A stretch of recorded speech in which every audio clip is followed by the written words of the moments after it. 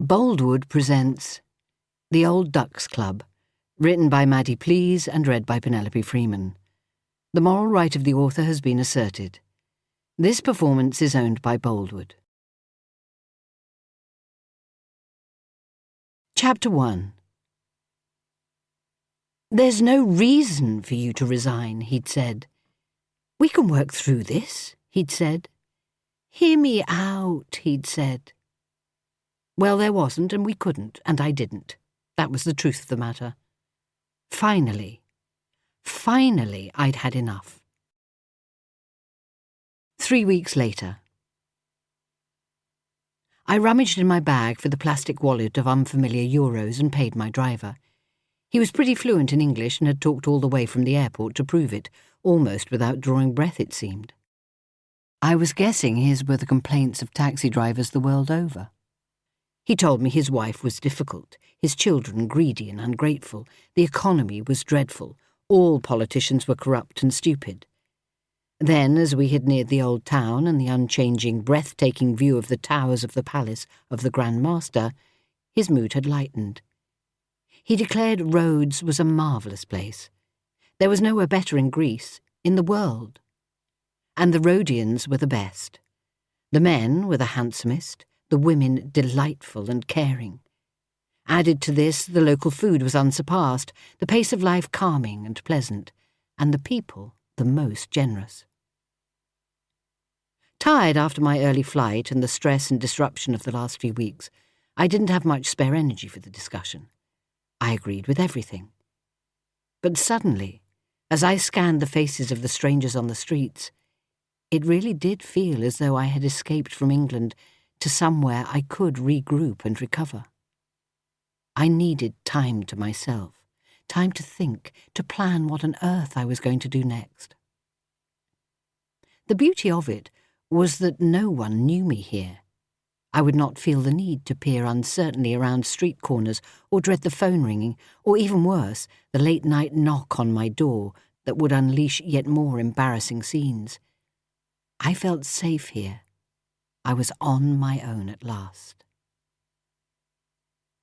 For the first time in ages, I felt I might be able to relax and disentangle my tangled thoughts. Peace, solitude, quiet, things that had been in short supply for me recently could all be found in those ancient streets in front of me. As we drove slowly towards the harbour, I craned round to watch a huge white cruise ship berthed in the distance.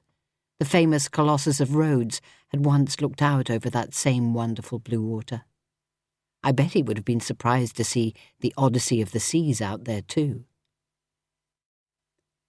On the other side of the car, I could already glimpse delightful little alleyways and a square seductively fringed with shady trees.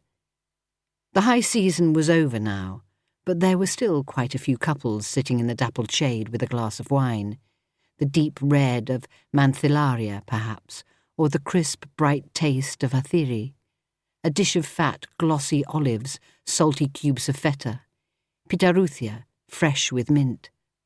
I'd done my research. My mouth watered. That's what I had in mind once I was settled into my rented house. Yes, I was here for work. I had Lucin's editing to do and a limited time in which to complete it. But that didn't mean I couldn't enjoy myself. After all, I had to eat sometime. That in itself was a nice feeling.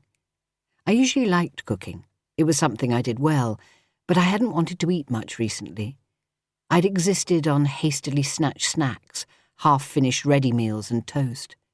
There was always toast. None of it had been very satisfying, or healthy for that matter. And I seemed to have incipient heartburn all the time. Perhaps the two were linked. Nor had the late-night solitary drinking done me any favours. I certainly wasn't going to do that here. Perhaps I might think about turning over a new leaf and make this an alcohol-free trip. Well, maybe not. I'd see how I felt.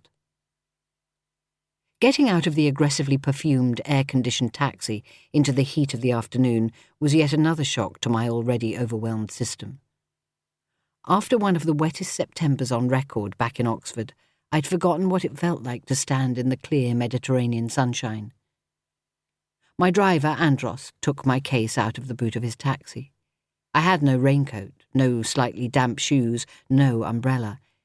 Instead, just wonderful warmth, the fresh air scented with the sea and the hint of suntan oil. Why had I hesitated? What had kept me away from places like this for so long? These days people seem to go off all over the world at the drop of a hat, to exotic islands and luxurious resorts, or maybe African safaris, temples in Thailand, road trips, and as I'd just seen, cruises. I felt a shiver of irritation at having allowed myself to become so closed off to the world. Much cheered at the prospect of discovering my holiday home and finding my way around on my own without anyone behind me complaining about the language difficulties or the prices, I set off. I passed under a stone archway, the alley leading deeper into the old town, pulling my case behind me, the wheels rattling on the cobbles. The air was warm and dense, trapped between the high fortifications. It smelled of history and secrets and new possibilities. It held promise. I stopped for a moment and checked the map on my phone. It wasn't far. I'd done this a dozen times at home, looking at the app, wondering what my little alleyway would be like. A dusty black cat scowled at me from the top of a wall, paws folded, golden eyes blinking. I liked cats. Perhaps when all this was over, I'd get one. At last, I stood in front of a simple wooden door set into an old stone archway.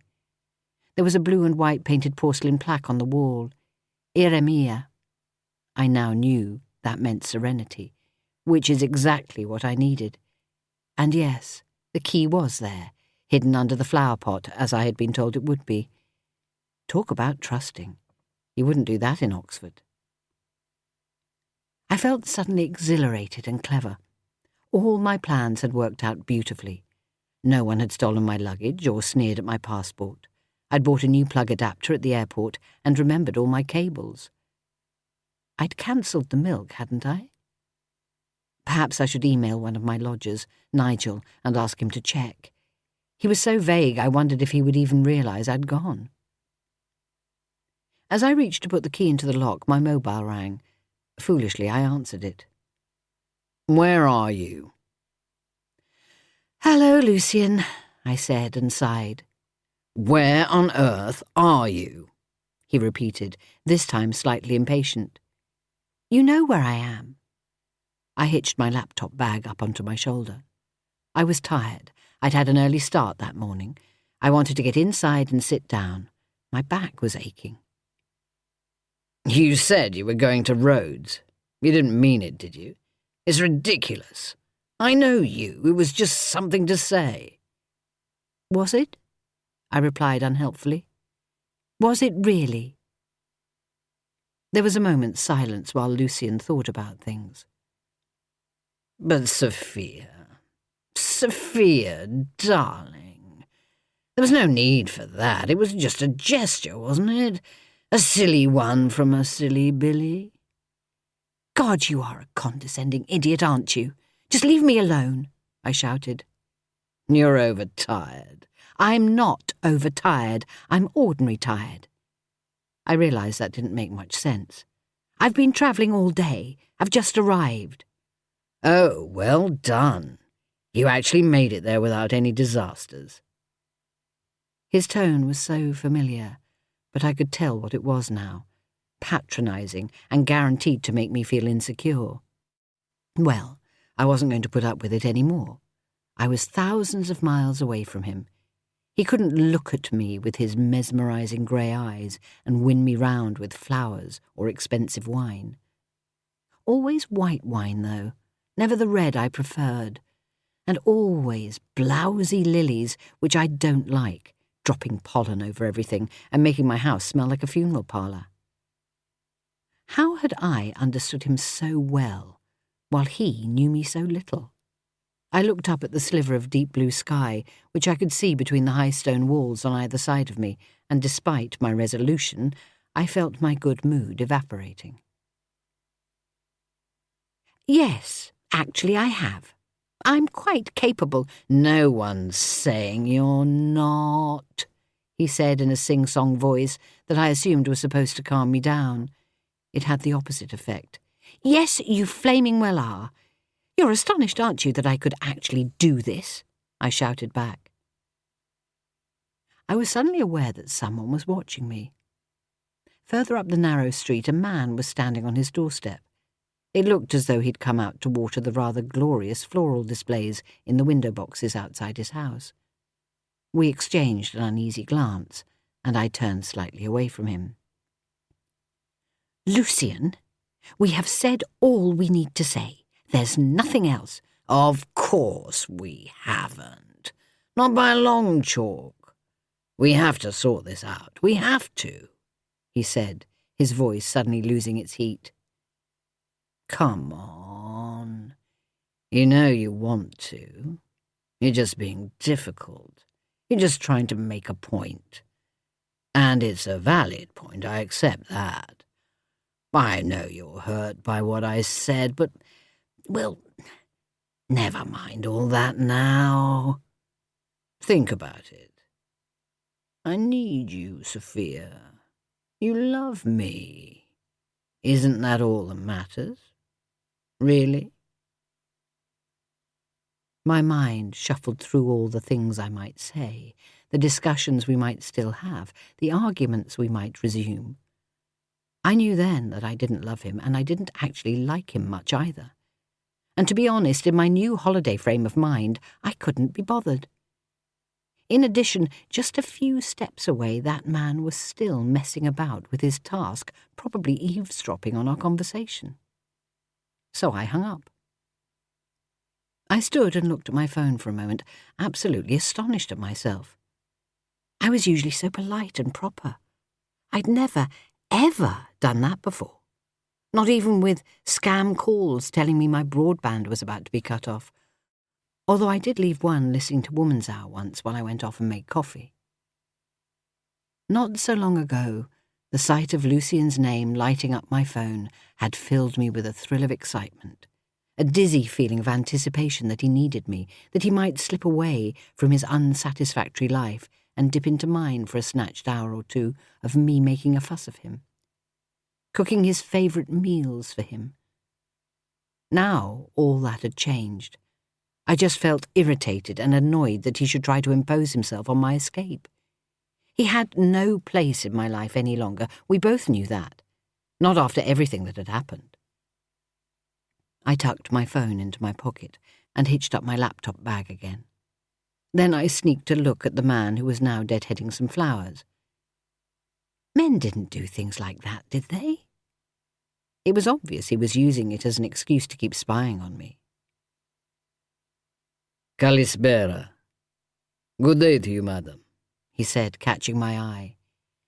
His voice was as warm as velvet, his smile white and friendly. Good day, I said rather brusquely. You are the English lady? He took a step towards me. I tried to look unapproachable and busy and fussed about with the house key, which had somehow got tangled up in the red tasselled cord attached to it. I am the English lady, I said rather brusquely. I could have said I was actually half English, half Scottish, but I doubted he was that interested. I wanted to get inside and see if the welcome box of groceries I had ordered would include some proper tea bags. He smiled again. His face was open, kind, friendly. I was not used to men looking at me like that. I wish you a pleasant stay. Tell me if you have any, problemata, issues. I'm sure I can help out. I had to admit he sounded lovely, and I've always had a weakness for a Greek accent. They make even tedious things sound interesting. And he didn't look half bad either. Tall, silver-haired, with a slim build. He was barefoot on the warm stones, simply dressed in a white cotton shirt and faded jeans. I can't be doing with men of my generation who dress like teenagers or hippies with straggly beards or silly little hats. He was rather attractive, actually. Stop it. I certainly didn't need any of that sort of thing. I was here for peace and quiet and for work. I didn't want him lurking about being charming and asking about my issues. If he knew the half of it, he would have taken his watering can and his secateurs back indoors pretty sharpish. "Thanks," I said, finally untangling the key and managing to get the door unlocked. I dragged my bag indoors behind me and sighed with relief. At last I had reached my destination. It was lovely, far better than I'd dared to hope. There was just one very large white-painted room, stone floor tiles and a wooden staircase to one side. On the opposite wall was a strange beehive-shaped fireplace filled with artistically arranged logs. There was a small but perfectly satisfactory kitchen and some simple white furniture in the dining area.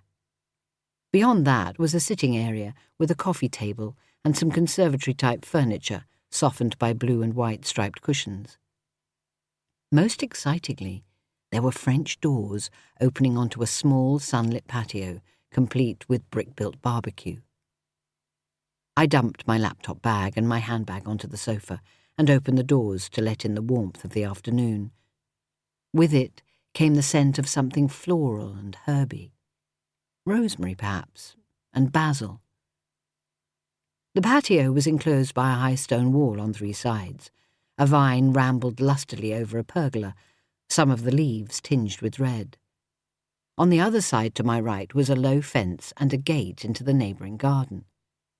Perhaps this was useful when friends or a large family were renting both houses.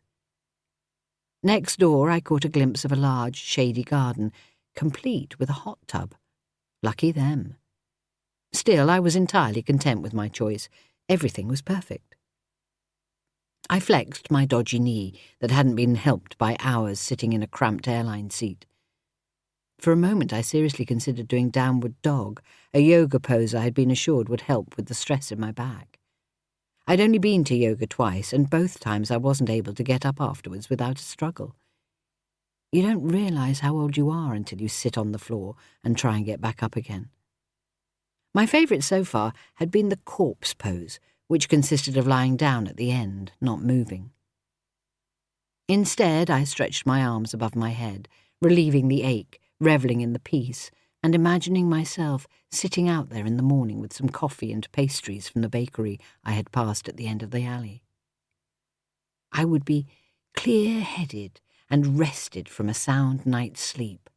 I would not wake in a tangle of bedclothes, my new flamingo-printed pyjamas rucked around my knees like tourniquets. Thinking about that, I took my bag upstairs to find the bedroom, which was equally as charming as the rest of the house. More white walls, some blue-striped curtains, a wide bed with a white cotton bedspread, and big glass doors opening onto a tiny balcony and a view of a garden. I was thrilled. So often the photos of holiday rentals could be misleading. A pretty garden photographed 3 years ago, which had now been concreted over to make a car parking space. A kitchen cleverly dressed with a fruit basket and a posh toaster to disguise the fact that it was small and badly planned. Or worse than that, a whole place grubby and reeking of other people's meals, with tumbleweeds of fluff under the furniture. It wasn't like that here. Everywhere was spotless and smelled of lavender and furniture polish. In this place, I would recover from the anxiety of the last few weeks. I would get all my notes in order, finish editing Lucien's book without him breathing over my shoulder, correcting and distracting me. In my spare time, I would behave like a local, buying fruit and vegetables from the Laiki market. I would find golden bottles of olive oil and fat, crusty loaves of bread. Maybe I would even walk to the harbour and buy fresh fish straight off the boat. Although, to be honest, despite being quite a good cook, fish was not my specialty, and what to do with said fish might prove challenging. Never mind, I would find out, and later sit quietly in my little garden with an aesthetically pleasing meal and a small glass of wine, marvelling at my good fortune and being very happy. I would also buy a round, colourful tablecloth decorated with sunflowers and olives to get into the spirit of things. Considering I'd only spent half an hour on the internet on a rainy Sunday evening searching for somewhere to stay, I had obviously struck lucky. I couldn't have been happier, and that in itself was worth the journey. Lucien and his excuses and treachery, all those wasted years, were a world away. I took my time unpacking because I like to put my things away tidily. That way I can feel grounded and I can settle myself into any new place. There was a wardrobe with proper wooden hangers, which was a definite bonus. I detested wire coat hangers. There was a chest of drawers lined with new paper that smelled faintly of sandalwood. I put my toiletries into the bathroom, which was also spotlessly clean and tiled in blue, and provided with fluffy white towels which looked new and not like the much-washed threadbare things I'd been expecting. I placed my reckless airport purchases of overpriced cleanser and moisturiser on the glass shelf in front of the mirror. Not only would I return to Oxford with a tan, I would have smooth, unlined skin too. There was a cubicle with a huge shower head that looked particularly impressive. I washed my hands with some expensive French soap I had also bought in the airport, and felt a childish little jump of excitement. I was at the start of my adventure. I was ready. By the time I'd settled myself in, it was early evening, and the sky above the garden was starting to fade to a delicious pale lavender with a single star, or it could have been a planet, winking through the pergola. I made myself a cup of tea. There was milk in the fridge, and hooray, some proper English tea bags in the cupboard, and took it out into the garden. I would have to go out and find something to eat soon, but for the moment I was just happy to relax and soak up the atmosphere and the reality of being here. There was a single church bell tolling somewhere, and the far distant sound of traffic muffled by the thickness of the stone walls. It was bliss. Perhaps I should make a start on some of Lucien's editing. I closed my eyes and gave a heavy sigh. Perhaps not. I was owed a little breathing space, surely. Chapter 2. I finished my tea, changed out of my travel clothes and into a new grey linen dress and cardigan, and went out of the front door into the warm, quiet evening. There were a few people about, the numbers increasing as I reached the square. I found a lovely place with some tables set out under the trees, which were illuminated with fairy lights. There were couples studying menus, some with babies in pushchairs beside them. One couple had a toddler in a high chair between them, gnawing on a strip of bread. No one was arguing or bickering about what wine to have. None of the women looked as though they were about to push their chair back and storm off home. It was just a normal, pleasant evening. And no one here knew me. I could do what I wanted, eat what I wanted, and no one would raise an eyebrow or question my choices. I was shown to a table and handed a menu. A green glass carafe of water and some pita bread swiftly followed, deposited on my table by a distracted waitress who was already rummaging about in her apron pocket for a notepad and pencil. I did some similar mental rummaging for my Greek phrases. Mia stigmi parakalo, I said proudly. No problem, the waitress replied in a strong Australian accent, her attention already diverted to another table. I'll come back in 5 minutes. She went off and started clearing away plates and chatting with the customers. I was used to that. I'd been finding now I was approaching 60 that there had been a gradual increase in my invisibility. I supposed it was to be expected that younger people were more able to see other young people rather than an ordinary, lone, grey-haired woman on her own like me. But sometimes that was a good thing, to be able to merge into the background. It meant I'd probably make a good shoplifter. Not that I ever would, of course. I decided on kethedes, which I remembered from my last visit many years ago. Meatballs with a Greek salad, and a small carafe of local red wine. It all arrived very quickly, the bill tucked in between the oil and vinegar bottles on the table. The food looked wonderful, and I realised I was really hungry for the first time in ages. Having hoovered it all up at top speed, I finished up with some baklava, which was so sweet it set all my teeth jangling rather pleasantly. On the table next to me, I noticed the couple who had been sitting there before I had even arrived were still eating their first course. It looked like moussaka. He was a tall, thin, silent type with an unattractive beard, and she was small and vivacious with expressive hands. She was talking non-stop in French about someone called Carlo, who had seriously annoyed her by the sounds of it, and her companion was nodding and chewing, his eyes on the far distance, occasionally grunting his agreement. There was a dog under their table, its head on its paws, looking similarly vacant. I'd forgotten that here people took their time over eating. They took the opportunity to talk to each other and savour their food, not ram it down as fast as possible in silence, as though they were still at school. I made a mental note to try and slow my eating speed next time. Even so, I reasoned, I didn't have anyone to actually talk to. In a way, that was a shame as well as a plus. It would have been nice to share this feeling of being somewhere new, of freedom, someone to compare food with, to discuss our journey here, to think about what we might do tomorrow. Perhaps I should have brought my book with me to read. But then again, I had been jolly hungry, so perhaps on this occasion. Ah, Kyria, Madame. I hope you have settled in. There was a man standing on the other side of the table, talking to me. He looked familiar, tall, silver-haired, and definitely handsome. I wiped the last flakes of my baklava from my mouth. Ah, yes, he was the man who had spoken to me earlier on at the house. God, hang on, was he following me? Had I, as a woman travelling alone, already attracted a stalker?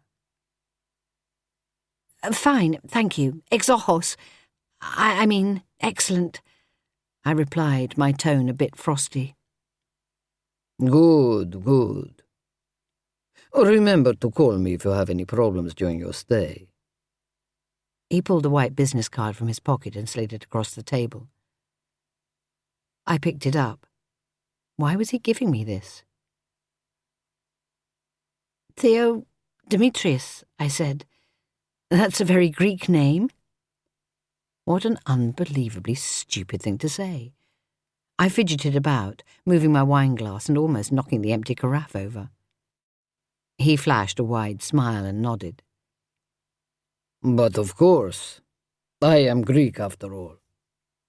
Of course you are. Thank you.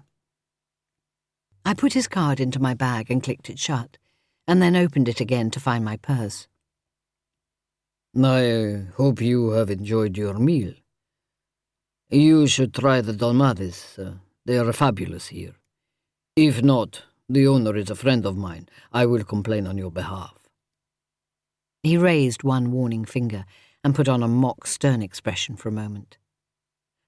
No, absolutely not. The meal was fine. I could feel myself getting rather hot. I was probably blushing. I thought I was past all that nonsense. He smiled again. Exoso. Excellent.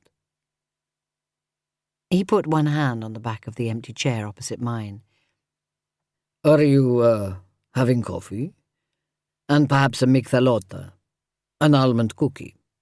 They are very good here. Was he planning to sit down? I hadn't bargained for this at all. I was immediately flustered at the thought of spending time with him, talking and perhaps giving away details about myself I would rather keep private. At that point, the Australian waitress came gliding over, and they exchanged 3 cheek kisses that spoke of a great deal of familiarity. Cass, how are you? Theo, you old devil. How are you, more's the point? She said, her smile as wide as his. Perhaps they were in a relationship. He wasn't following me at all. He'd come along to see her, of course. She did seem a bit young for him. But then men do that, don't they? Get away with having much younger partners, whereas if women do that, they're discounted as some sort of disgusting predator. She was tall and slim and tanned, with an artlessly tousled blonde ponytail. She could have been in one of those pretentious perfume commercials where everyone is glossy and golden and laughing and living a life the rest of us can only dream of. I found myself thinking about that sort of thing these days. What were they trying to sell us if we bought their overpriced scent? The promise of friends you could skip around a beach with, all of you wearing cleverly casual clothes and the same fragrance? Perhaps a night slinking in and out of dark nightclubs, looking furious in order to meet up with an equally bad-tempered man who had thoughtfully coordinated his aftershave with your eau de toilette. I grabbed at my purse and started to scrabble about in it for some euros. "Coffee, Theo? The usual?" Cass said, collecting my cash without looking at me and handing back a few coins that I left on the table. "Nay, that would be lovely," he said. Cass did some pouting and ponytail flicking and wriggled off between the tables. Theo turned his dark eyes on me again. "Are you sure you won't join me for coffee?" "No, I must be going. It's been a long day. Travelling, you know." "Of course. Lieber me poli.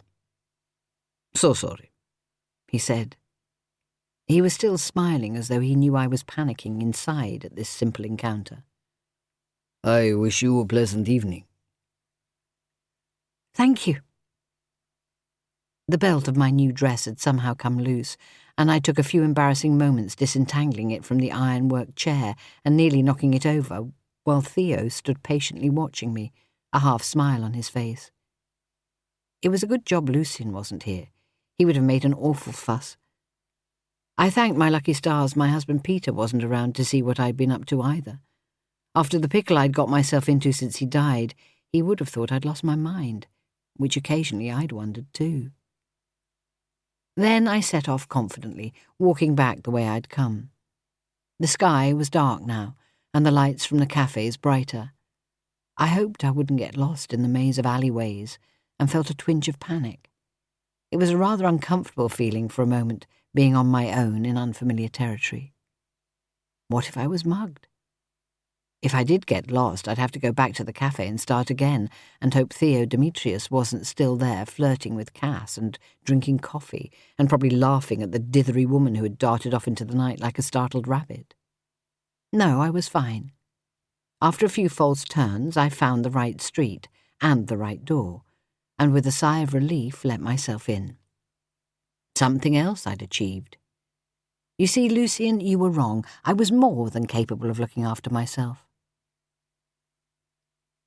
There was a little bottle of some golden liqueur on the kitchen worktop. I hadn't noticed that before. It was even moulded into the shape of a map of the island and sealed with red wax. I wasn't sure if it was cute and worth keeping as a souvenir, or rather kitsch. Anyway, I opened it. I liked liqueurs, and took a cautious sniff. I read the back of the label, but it was indecipherable. Honey? Possibly rum. What was the worst that could happen? I poured out a small tot and knocked it back. Yum, delicious. I poured out another, slightly larger, and took it outside onto the patio to enjoy more slowly, as I had vowed I would. I had the feeling it was rather powerful stuff.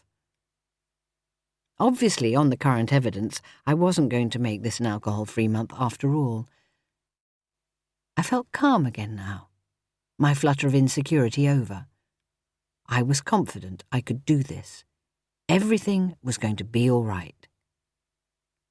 There was a slight chill in the air. Well, it was nearly October. I couldn't expect it to be boiling hot all year round. Tomorrow, I would start some actual work. That was, after all, why I was here. I got ready for bed and sat up with my laptop for a while so I could send off an email to Nigel about the milk. He'd probably still be up, mooching about, looking for biscuits. Then I lay in the dark, watching the stars flickering outside my window before sinking into sleep with a happy sigh. That night I slept wonderfully well, not something I'd done for quite a while. The bed was spacious and restful, the sheets smooth and cool. Even the pillows, which I usually had a big problem with, were comfortable and just right. For once, I didn't wake up with a stiff neck or a numb shoulder, which occasionally happened. In the morning, I showered, applied my expensive unguents, dressed and went out again feeling quite the local. A few minutes later, I stood in the corner bakery inhaling the wonderful aromas of bread and pastries as men in white aprons shovelled loaves out of the brick ovens with wooden paddles. Eventually, I decided on an almond pastry, managing the purchase in reasonable Greek, which pleased me a great deal, and took it home to eat on my patio with a mug of tea and the company of 2 delightful Rhodian sparrows. I would start work that morning, definitely, but not until I'd been out to reacquaint myself with the palace of the Grand Master of the Knights of Rhodes. It was acceptable research, after all, not just an excuse to put on another new linen dress, cream this time, rather impractical flat sandals and sunglasses, and wander about the courtyards with a dazed expression, admiring anew the crenellated towers, statues, and crisp stone staircases. Of course it wasn't. The rest of the day then passed in similar fashion, which I hadn't really been expecting. One little road led to another. There always seemed to be another delightful vista to walk towards, or an elaborate fountain bubbling away in the sunshine to admire. I must have walked for miles. My feet and my knee were aching. I stopped occasionally, firstly to buy a pistachio ice cream, which was beyond delicious, and then later to indulge in a toasted panini in a place with yellow-striped blinds and the most spectacular view of the harbour. I sat, feeling emancipated and confident, and even made a few notes in a little notebook I kept in my bag, so I felt as though I was achieving something work-related. People were wandering around, looking at the boats, which were lovely, and enjoying the sunshine. It was absolutely nothing like Oxford. By the time I got home, it was late afternoon. I kicked off my sandals, looked at my laptop, which was still resting comfortably on the sofa, and hesitated for a moment. Then I opened the bottle of red wine I had bought and poured myself a large glass. Out on the patio it was warm and quiet, and I congratulated myself, perhaps incorrectly, on a day well spent. I hadn't actually done anything work-related, if I was honest, but in my defence I had been getting back into the zone, soaking up the atmosphere of old Rhodes, and getting my head around things I needed to do. This then deteriorated, as I could have predicted, into a snooze. I really shouldn't drink in the afternoon. Still, at my age, I thought it was acceptable to have 40 winks occasionally, and it was too good a chance to miss. I then spent a messy but enjoyable evening behaving very recklessly, ripping chunks off a crusty sourdough loaf I'd bought and slapping on dollops of Minori cheese while flicking through the television channels. I was pleased to find I had satellite TV and could even catch up with the sport, doom and disaster in England. When I got fed up of that, which didn't take long, I investigated some Greek soaps, which seemed just as confrontational and complicated as those in the UK. There was a huge amount of arguing, door slamming and close-ups of angry faces, and women with huge eyebrows and too much makeup, and occasionally too few clothes.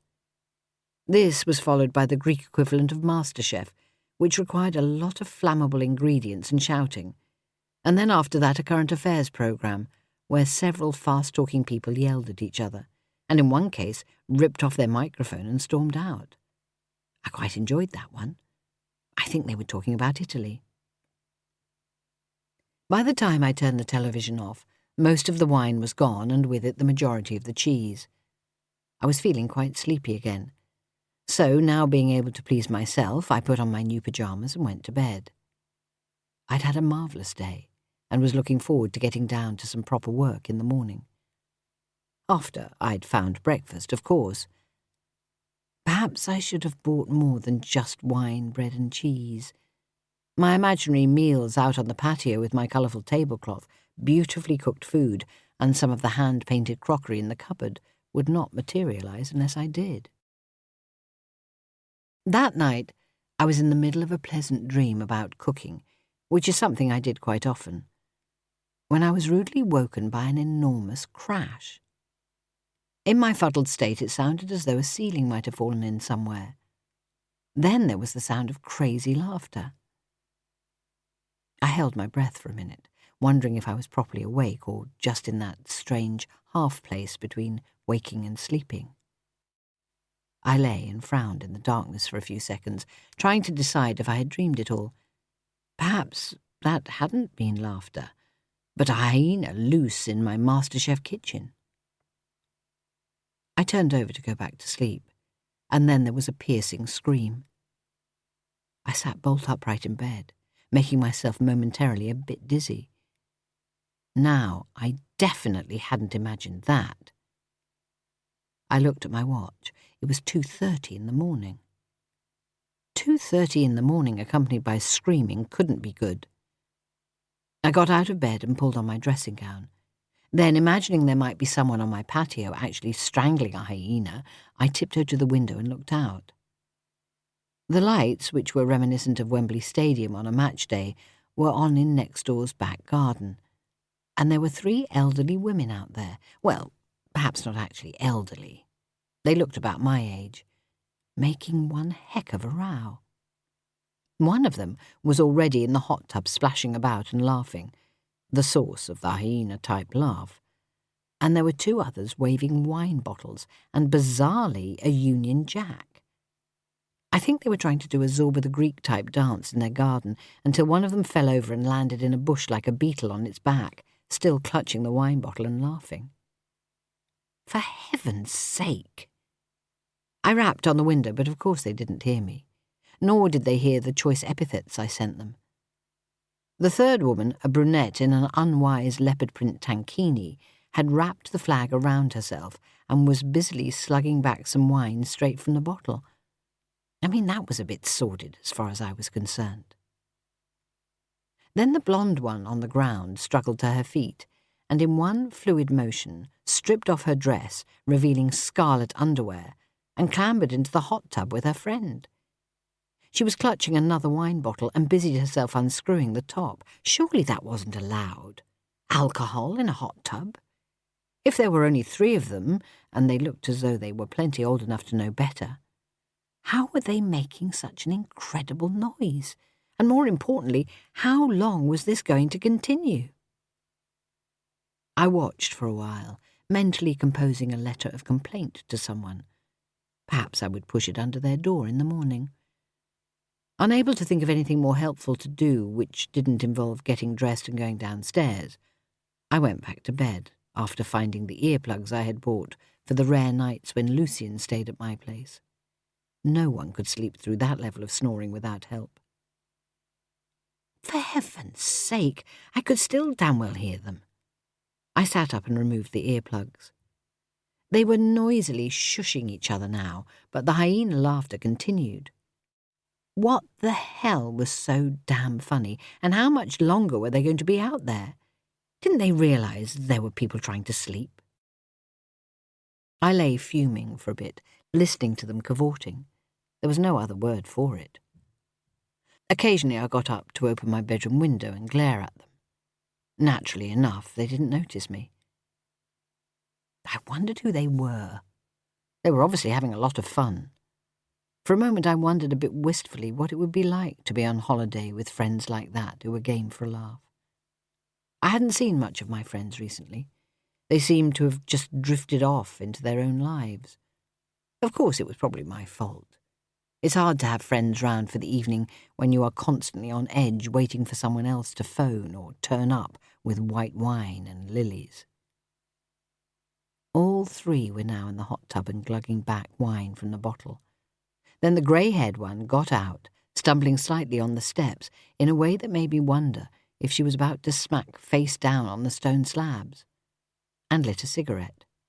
She coughed a bit, and that made them all laugh some more. "Bloody marvellous," she shouted, sending a plume of smoke up into the still night air. "I should never have given up. Sod you, Stuart. This one's for you." I went back to being irritated. Couldn't anyone else hear them? They must be annoying more people than just me. The police would be round in a bit. I didn't like to think what the Greek police might do. I was sure they wouldn't be as amenable as the police were in Oxford. The last time I'd seen the local constabulary called to complaints about a student party in my road, they'd ended up dancing in the street with some half-clad girls. Community policing at its finest. By then, it was nearly 4 o'clock, and I was losing the will to live. I threw myself into bed yet again, and this time, unexpectedly, fell asleep. Chapter 3. I woke just after 9 the following morning, which annoyed me greatly, as I was usually an early riser. I had been expecting to get down to some work this morning too. I waited for a moment, hoping my new neighbours had indeed gone to bed. There was no noise at all out there, thank heavens. I showered and got dressed. I was going to be late for the bakery too, which irritated me even more. I bet all the best things had gone by now. There'd been a warning about that on TripAdvisor. After resisting the temptation to bang loudly on my neighbour's door as I passed it, I walked down the street towards my breakfast treat and tried to be reasonable. They were excited, that was all. They were on holiday, 3 middle-aged women apparently on their own. Who knew what had brought them here? They were bound to be slightly over the top, having arrived so late. I decided I probably wouldn't complain. I wasn't very good at it anyway. If we ran into each other, as seemed highly likely, I would try to be understanding and reasonable. I was sure, I hoped, it was a one-off. I had cheered up by the time I reached the bakery, and realised there were still plenty of lovely-looking choices. I chose another delicious-looking pastry for breakfast, plus a cheese pie thing marked as topiki ithikotita, a local speciality, which I would heat up for my lunch. When I got home, the street was still quiet. I would start work after breakfast. I went outside and peered over the gate into my neighbour's garden. The lid had been left off the hot tub, so there were a few leaves floating on the surface. There were 3 empty wine bottles on the table, and an ashtray piled high with fag ends. Lovely. I hoped rather unkindly that they all had hangovers. I settled myself out onto the patio for breakfast with my pastry on a lovely blue pottery plate, my tea in a matching mug. I fidgeted for a bit because something was missing. Then I remembered about the tablecloth I was going to buy. I could imagine it so clearly too. Perhaps I'd seen one on the stalls in the local square. The more I thought about it, the more I knew I wanted it to make the picture complete. What did people say? Instagrammable. If I was going to immerse myself into the local vibe, I probably needed it. I ate slowly and thoughtfully this time, enjoying the delicious flavour of the apricot and sweet custard filling. The Greeks had it right. Such delicious food deserved to be properly savoured and appreciated. I wondered what my cheese pie lunch would taste like. I could imagine myself appreciating that too, with a small glass of red wine, which of course I didn't have. Perhaps I needed to get the practicalities sorted out. Get some stock in, and then I wouldn't have to keep popping out. After all, it was a waste of my time buying things for each meal.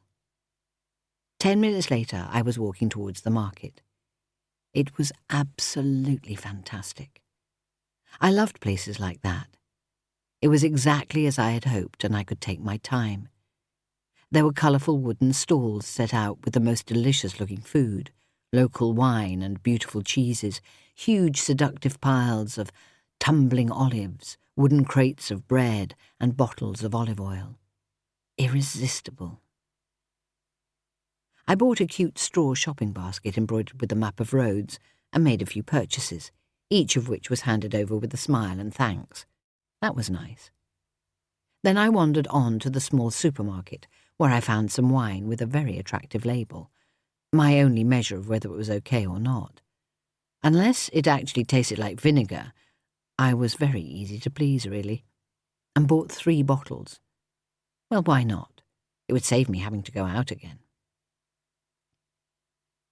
Just as the weight of my shopping was starting to slow me down, I spotted the tablecloth lady. She was about 5 feet tall, brown as a berry, her hair hidden under a headscarf. We locked eyes, and she sprang into action. "Lovely things, she said engagingly. I replied in my best Greeklish. "I'm looking... Θέλω mandillo. A big one. Megalo." She looked blank for a moment, possibly because I later realised I had asked for a big handkerchief. She tried her best, pulling out tea towels and cushion covers, until eventually I pointed at some unattractive embroidered cloths, and at last a round cotton tablecloth printed with garish blue flowers and olive branches. It wasn't exactly what I had in mind, but by then we had attracted a small crowd who were all trying to help out and offer advice. I could feel myself sweating slightly. "My brother has a stall just a little way, lady. I will show you," said one helpful chap who was plucking at my sleeve. The first stallholder unleashed a torrent of abuse at him, some of which I understood. It mainly related to his parentage and appearance, and the helpful stranger retreated, muttering and throwing reproachful glances over his shoulder. Then another nearby stallholder crept up with several tablecloths under her arm and tried to lure me away with many smiles and nods and a beckoning finger. It was as if she was selling drugs. Not that I'd ever bought any, of course, but it's how I imagine it would be if I did. Well, that provoked another heated exchange of views and a great many gestures, and in the end I bought the original cloth just so I could get away. I didn't even haggle. By then it was late morning, and I returned to my little house well pleased with my purchases. My mobile phone rang. "Darling, we were cut off, I think," Lucien said, his voice uncomfortably intimate in my ear. "No, I hung up on you," I said. "Don't be daft," he laughed. "You'd never do that. I was wondering how you were getting on with the book." I huffed with irritation. I'd recently realised that Lucien always spoke like that, in capital letters. His lectures were always referred to as my work. Students were always my students. His dissatisfaction with life was the fault of Gina, my wife. I wondered why I'd put up with him for 5 years. What on earth had I seen in him, apart from his dazzling good looks, his undeniable charm when it suited him, and his all-pervading aura of glamour and intelligence? I now knew the truth, what an untrustworthy lying weasel he was. Thinking about it, I didn't remember there being much talk recently about my divorce, although it had been an unspoken thing that had been hinted at and tacitly understood, well, at least by me. But now, with the comfortable distance between us, I was beginning to realise the depth of my many mistakes with Lucien, shelving my own research and helping him with his, lending a sympathetic ear, tidying up his chaotic study, fetching his dry cleaning, even the evening shirt that was almost ruined when Gina, my wife, threw a glass of red wine over him. Knowing what I knew now, I didn't blame her. Over the last few weeks, I would have liked to have done something similar. "Are you still there?" Lucien said rather sharply. "Yes, I'm still here." "Well, please don't hang up again. I do need to talk to you about the book." "To be honest, I haven't looked at it yet." "Haven't you?" "Well, I do have a strict timetable. It really does need to be done. Oh, come on, Sophia. I know you won't let me down." "I told you. I've just been getting over the travelling and settling in," I said. "Oh, of course, I do understand. What time is it over there?" 12:15, I said, thinking about lunch and the delicious cheese pie waiting for me in the fridge. "And what's the weather like?" "Lovely, warm and sunny," I said. "I've bought a tablecloth." There was a pause when neither of us spoke, and I could hear him breathing down the phone. "I miss you, Sophia," he sighed at last. "I miss your spaghetti alla puttanesca. 'I miss your spaghetti alla puttanesca. 'I miss you being here." There was a heart-rending little catch in his voice that almost fooled me for a second. "Where are you?" I asked, curiosity getting the better of me. "In my study, just moping about and trying to mark some papers. I can't find my blue stapler. Have you put it somewhere? At least it stopped raining for 5 minutes. I'm waiting for my new tutor group to arrive." I could imagine it so clearly. Him sitting in his leather armchair, leaning back so that it touched the windowsill. The view over the grassy quadrangle below, students milling about, being busy and important, the new intake on their mobiles to their anxious mothers. "I can't talk for long. I have Professor Hunt in 20 minutes, and I haven't had him before. I'm terrified. He's supposed to be really tough unless you're one of his favourites." New intake, new students.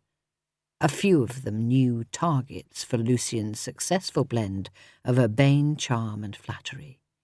Someone else to catch his eye and think herself blessed because the very handsome Professor Lucian Hunt had noticed her, taken the time to ask how she was getting on.